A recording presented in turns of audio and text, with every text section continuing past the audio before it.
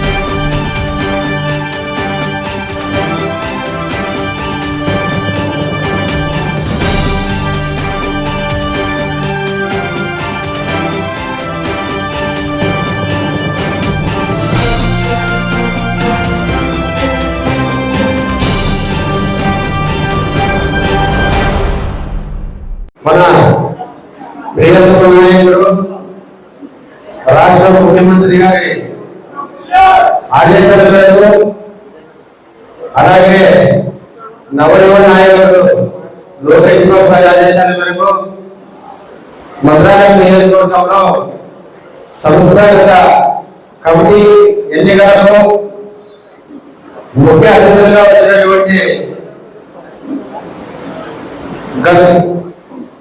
Last time meeting పెట్టుకున్నప్పుడు భాస్కర్ గారు సుబ్బారెడ్డి గారు ఉండేవారు. ఆ స్థానంలో ఈరోజు వెంకటేశ్వర్లు గారు అనంతపురం జిల్లా నుండి మాకు నియోజకవర్గానికి అభ్యర్థులు వేయడం జరిగింది. అదేవిధంగా ఈ స్థానిక సంస్థల కమిటీల కోసం నియోజకవర్గానికి రామలింగారెడ్డి గారు, రామాంజనేయులు గారు, అదేవిధంగా 4 మండలాలకు కూడా అభ్యర్థులు వేయడం జరిగింది. మన మంత్రాలయం మండలానికి మన చౌదరెడ్డి గారు, కౌతారం మండలానికి భాష గారు, కోసి మండలానికి ప్రసాద్ గారు, పెద్దగడ మండలానికి మన మధ్యలో లేనటువంటి శ్రీనివాసులు గారు. ఈ అభ్యర్థుల ముఖ్య ఉద్దేశం ఏమంటే గ్రామాల్లో కానీ నియోజకవర్గంలో స్థాయిలో కానీ ఎవరైనా నాయకులు స్వార్థం కోసం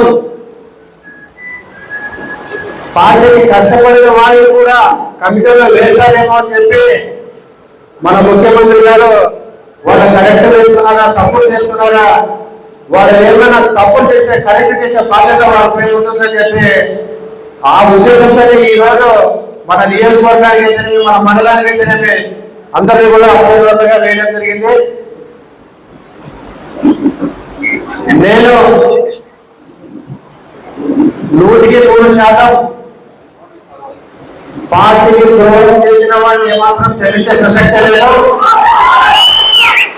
పార్టీకి చేసిన వాడిని మాత్రం నా ఇద్దరు తెలియజేస్తున్నా.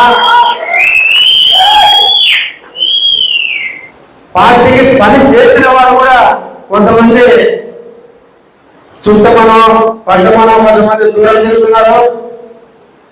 నేను ముఖ్యంగా వాళ్ళకు కూడా చెప్పేది ఏంటంటే ప్రతి మీటింగ్ లో వాళ్ళకి చెప్తున్నా,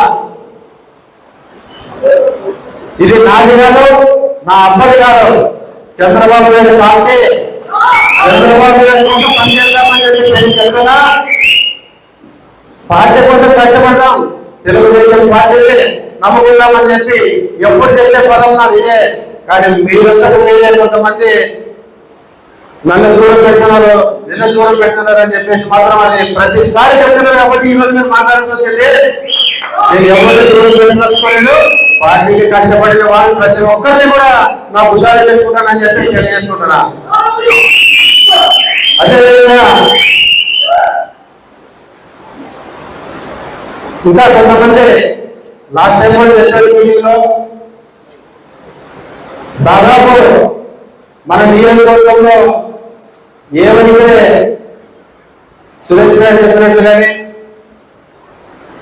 మన పెద్దగడప చేసామని చెప్పినట్టుగానే దాదాపు అన్ని తీగిన వాళ్ళ దగ్గర నుంచి ఏ నియోజకవర్గంలో లేనటువంటి మొదలుగా వైసీపీ దుకాణాలు కాలేపించింది కూడా మనమే అని చెప్పి తెలియజేస్తున్నా. అక్రమంగా సంపాదించినటువంటి పనులందరూ కూడా తీయడం జరిగింది. నా జీవితంలో వైసీపీ వారికి మాత్రం తల వేసే ప్రసక్తే లేదు. మీరు కూడా కొంతమంది మీ చూస్తున్నారు, మన కార్యకర్తలను, మన ఓటర్లను మనం ఈరోజు ప్రతిసారి నియోజకవర్గంలో ఓడిపోతున్నామంటే చిన్న కారణం ఉంది. అది కూడా మనం మార్చుకుంటే ఖచ్చితంగా జెండా ఎగరేసుకుంటే ఆ వీక్నెస్ ఏంటంటే వైసీపీలో ఉండే చుట్టానికి కలవడుతున్నారు కొంతమంది అని చెప్పి తెలియజేస్తున్నారు. అదొక్కటే మారుతుంటే వైసీపీ వారు ఎట్లా గెలుస్తారో చూస్తారని చెప్పి మీ అందరూ కూడా మీరందరూ గట్టి కష్టపడండి, పార్టీ కోసం కష్టపడదాం. ఒకటే చుట్టాలు ఉండొచ్చు, వాళ్ళ ఇంటికి మనం పోవచ్చు, మన ఇంటికి వాళ్ళు రావచ్చు.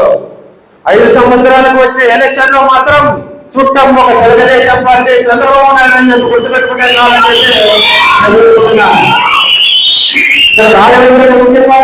ఇంకొక ముఖ్యం కాదు, తెలుగుదేశం పార్టీ చంద్రబాబు నాయుడు ముఖ్యము. ఆయన్ని ఎలక్షన్ రోజు నా చుట్టం చంద్రబాబు నాయుడు అనుకుంటే ఖచ్చితంగా తెలుగుదేశం జెండా ఎగిరించే బాధ్యత నాదే తెలియజేసుకుంటున్నా. కాబట్టి ప్రతి ఒక్కరు కూడా కష్టపడదాం. ఇప్పుడు దాదాపు మన మండలాల్లో అందరూ నాయకులు ఉన్నారు. వాళ్ళు కూడా దయచేసి నాకు చెప్పేది ఏంటంటే ఈ కమిటీలో కూడా బాగా కష్టపడిన వాళ్ళని మీరందరూ గుర్తించి మీరే నిర్ణయించి నా దృష్టికి తీసుకొస్తే, కానీ కొంతమంది ఇచ్చేటప్పుడు మాత్రం కరెక్ట్ గా గుర్తిస్తే నాకు ఎలాంటి అభ్యంతరం లేదు. అటు ఇటు ఉన్న వాళ్ళు ఇస్తే మాత్రం కొన్ని మార్చుకోవాల్సిన అవసరం నాకు కూడా ఉంటుందని చెప్పి తెలియజేస్తున్నా. దయచేసి ఈ విషయం కూడా పెద్దలందరూ గమనించవలసిందిగా కోరుకుంటున్నా. ఇప్పటికే బాగా లేట్ అయింది. మనం ఎప్పుడో 10:30కి స్టార్ట్ అవ్వాల్సిన మీటింగ్ భోజనం తర్వాత స్టార్ట్ అయింది. మన ఈరోజు స్పీకర్లు కూడా ఎక్కువైపోయినారు, చాలా మంది మాట్లాడడం జరిగింది, లేట్ అయింది. అందరూ కూడా క్షమించవలసిందిగా కోరుతున్నా. దయచేసి గ్రామాల్లో కూడా, గ్రామ కమిటీలో కూడా ఎలాంటి పొరపాటు కావకుండా మీరందరూ కూడా తల్లి మీద కూర్చొని ఎవరైతే పార్టీ కోసం కష్టపడతారో రేపు రాబోయే స్థానిక సంస్థల ఎలక్షన్ లో స్థానిక సంస్థల గ్రామంలో ఎవరైతే కష్టపడి విజయానికి కృషి చేస్తారో వాళ్ళని గుర్తించి అక్కడ మాత్రం వర్గాలతో ఖచ్చితంగా మనందరం ఒకటే అని చెప్పి ఒక తల్లిదండ్రుల మాదిరి అందరూ కూర్చొని ఒక నిర్ణయానికి వచ్చి ఆ కమిటీలు మాకు ఇస్తే మేము పార్టీకి పంపిస్తాము. ఒకవేళ నేను పార్టీకి పంపించిన కొంతమంది అబ్జర్వర్ వాళ్ళకు కూడా మీరు ఏదైనా నిర్ణయాలు ఉంటే మీరు కూడా వాళ్ళకి పేపర్లు ఇవ్వచ్చు. నేను ఇచ్చిన వాళ్ళు ఇచ్చిన మీరందరూ ఇచ్చిన పోయేది తెలుగుదేశం పార్టీ ఆఫీస్కి. అక్కడ ఏదైనా మనం పొరపాటు పంపిస్తే మాత్రం అక్కడ ఫిల్టర్ అయ్యి మార్పు జరుగుతుందని చెప్పి కూడా తెలియజేసుకుంటున్నా కాబట్టి మనం పంపించేటప్పుడే కరెక్ట్ గా పంపిస్తే ఏ ప్రాబ్లం లేకుండా ఏ మంత్రాలయంలో అందరూ ఏ ఐకమత్యంతో పంపించారని చెప్పి సార్ కూడా మెచ్చుకోవడం జరుగుతుందని చెప్పి తెలియజేసుకుంటున్నా. కాబట్టి ఎలాంటి ఇబ్బంది లేకుండా అందరూ కలిసి కట్టగా ఈ కమిటీలకి వేసి మాకిస్తే నా ద్వారా మా అబ్జర్వర్ ద్వారా పైకి పంపించి అందరినీ రేపు స్థానిక సంస్థల ఎలక్షన్లు వస్తున్నాయి. ప్రతి ఒక్కరూ ఖచ్చితంగా కంకణం పట్టుకొని గెలిస్తే ఈరోజు మనం ఏదైనా గ్రామంలో సిమెంట్ రోడ్ వేయాలన్నా గ్రామంలో ఏదైనా అభివృద్ధి కార్యక్రమాలు చేయాలన్నా ఈరోజు వాళ్ళ సర్పంచులు ఉండబట్టే సర్పంచులు సంతకం పెట్టేనే రిజర్వేషన్ చేసి పాస్ చేసి పంపిస్తామని చెప్పి చెప్పడం జరుగుతుంది. అలాంటి సిచ్యువేషన్ రాకుండా రేపు రాబోయే స్థానిక సంస్థల ఎలక్షన్ లో సర్పంచ్ ఎంపీటీసీ జెడ్పీటీసీ అన్ని మనం ఐకమత్యంగా గెలుచుకుంటే రేపు ఇలాంటి అవకాశానికి తావు లేకుండా పోతుందని చెప్పి తెలియజేసుకుంటూ ఈ అవకాశం ఇచ్చిన ప్రతి ఒక్కరికి ధన్యవాదాలు తెలియజేసుకుంటూ సెలవు తీసుకుంటున్నాం.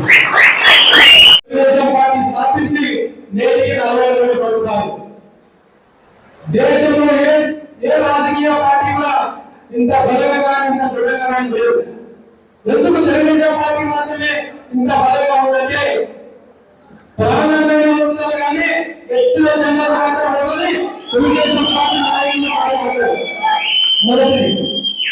రెండవది సంస్థాగతంగా తెలుగుదేశం పార్టీ యొక్క కమిటీలు అంత బలంగా ఉన్నాయి.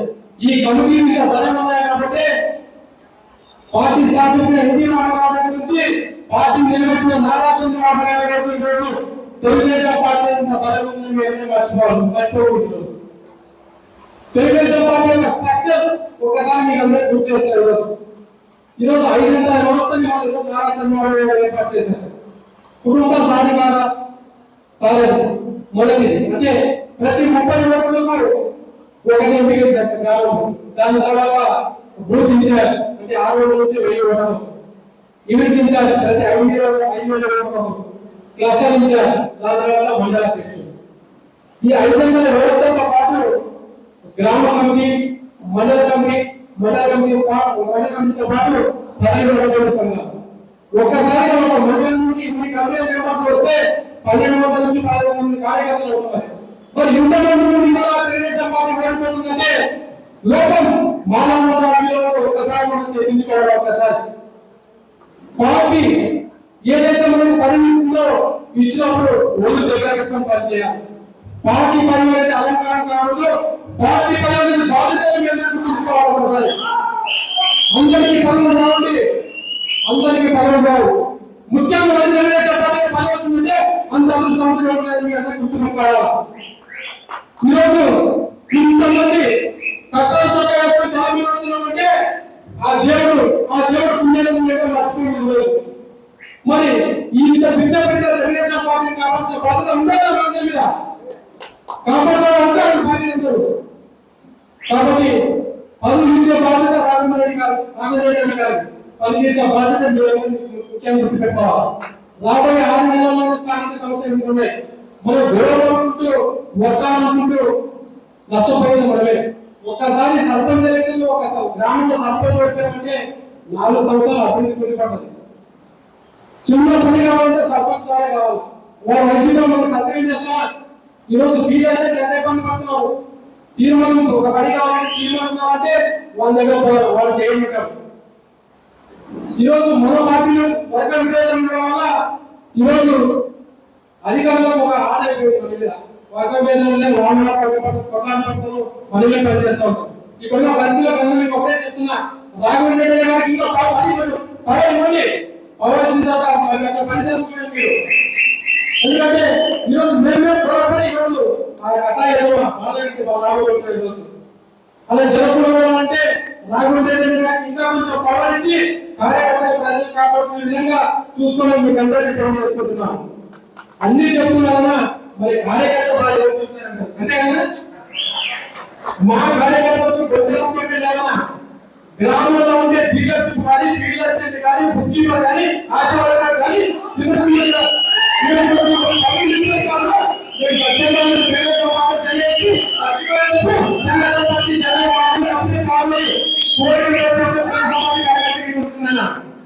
ఎందుకంటే ఆ మానవాళ్ళు ఏ పుణ్యం పార్టీ పెట్టినా కానీ ఈ చంద్రబాబు కానీ చొక్కాలు కానీ పసుపు కానీ పిచ్చి అంతేకాదు. ఇప్పటికీ పార్టీ అంటే మంత్రాలు వేసినా కూడా మోడీ పార్టీ ఎవరిపోయినా కూడా మేము సర్వక్షేత్రం బట్టి ఇంత ప్రాంగణ పార్టీ ప్రేమిస్తున్నామంటే ఈరోజు తెలుగుదేశం పార్టీ కాకుండా మొత్తం మంది తెలియజేస్తున్నారు. కాబట్టి రాబోయే రోజుల్లో కార్యకర్తల యొక్క కష్టాన్ని గుర్తించి కార్యకర్తకి న్యాయం చేసే విధంగా మీరు ఎవరైతే చర్యలు తీసుకుంటారో నారా చంద్రబాబు నాయుడు నుంచి లోకేష్ చంద్రబాబు వరకు కార్యకర్తలు అధినేత నిర్ణయం చేశారు. కార్యకర్తలకు న్యాయం చేయాల్సిందని మీ అందరికీ కోరుకుంటూ ఈ అవకాశం మీ అందరికీ కూడా మనస్ఫూర్తిగా తెలియజేసుకుంటూ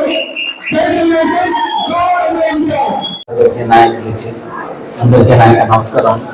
ఈ తెలుగుదేశం పార్టీ సంస్థాగత కమిటీ నియామక ప్రక్రియ మరి రాబోయే ఎన్నికల కోసం తెలుగుదేశం ప్రభుత్వం ముందుకు సాగాలని ఇప్పటికీ 1 సంవత్సరం అయింది మన తెలుగుదేశం పార్టీ వచ్చి. గత 5 సంవత్సరాలు పీడ పరిపాలన ఉంది. అంటే జగన్ అవినీతి పరుడు, అబద్ధాల కోరు, తర్వాత ప్రజల్ని సతాయించినారు. ప్రజలకి ఇచ్చే టైంకి ఏమి ఇవ్వకుండా అబద్ధాల మాటలు మాట్లాడి అబద్ధాలతో ఇచ్చేసి ఆయన అబద్ధాలతో విసిగించి ప్రజలు చాలా ఏరిపోయి టీడీపీని బ్రహ్మాండమైన విజయంతో ఆయనకి గుర్తుండేలా 11 సీట్లు వచ్చేలా చేసినారు. అది బుద్ధి తెచ్చుకోవాలా. జగన్ గారికి ఇంకా బుద్ధి రాలేదు. ఒక రౌడీనట్లా వివరిస్తున్నారు. మీరందరూ గ్రహించాలా. ఈ మాటలు ప్రజల్లో మీరు తీసుకొని పోవాలా. మనం ఇప్పటికీ 1 సంవత్సరం దాటింది. సంవత్సరం లోపల మన ప్రభుత్వం డబల్ ఇంజన్ అంటే కేంద్ర ప్రభుత్వం మోడీ గారు మన చంద్రబాబు గారు ఇద్దరు 2 ఇంజన్లు కలిసి చాలా జోరుగా పోతుంది. ఎంత జోరుగా పోతుందంటే మనం చెప్పాలంటే మీకు తెలిసిందే. అయినా మీరు ప్రజలకు తెలపాలని ఈ దినం నేను తెలుపుతున్నాను.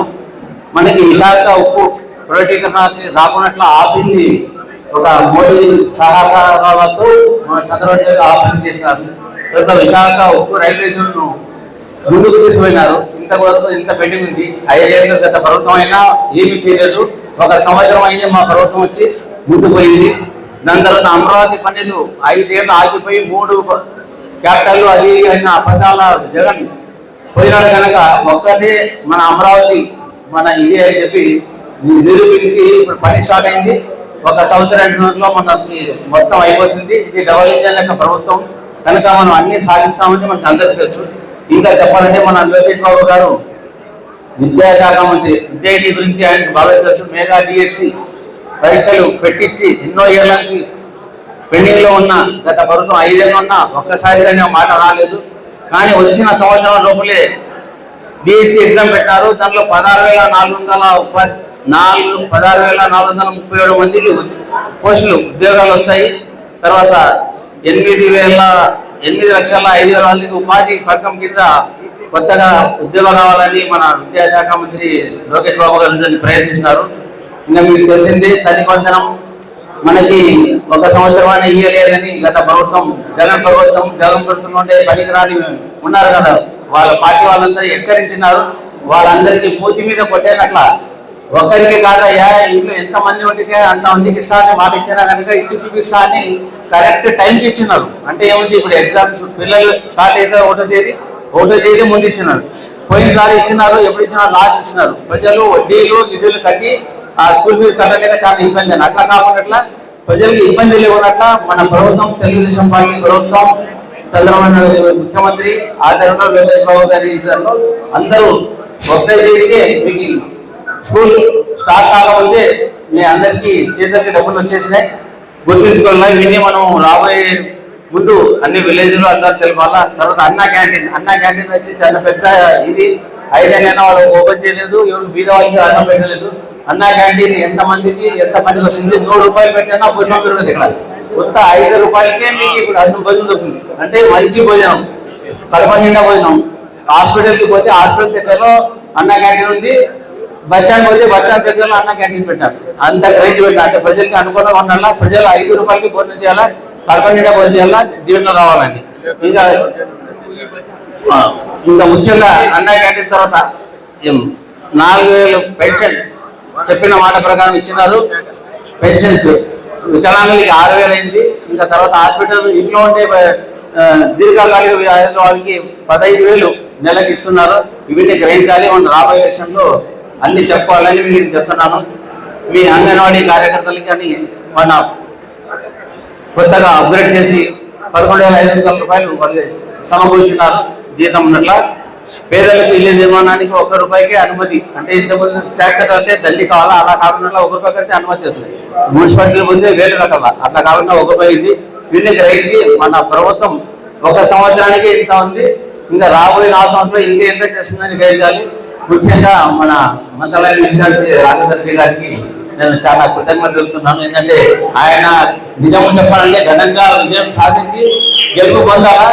కొంతమంది దాంతో కొంచెం విజయినారు కనుక నెక్స్ట్ అలా కాకున్నట్ల ఈ సంస్థ ఎన్నికల్లో చూపించి ఆయన గెలిపించినట్ల అన్ని సీట్లు వచ్చినట్లా చేయాలని మీ అందరికీ నేను 4 మండలాల వరకు కోరుకుంటున్నాను. నమస్కారం.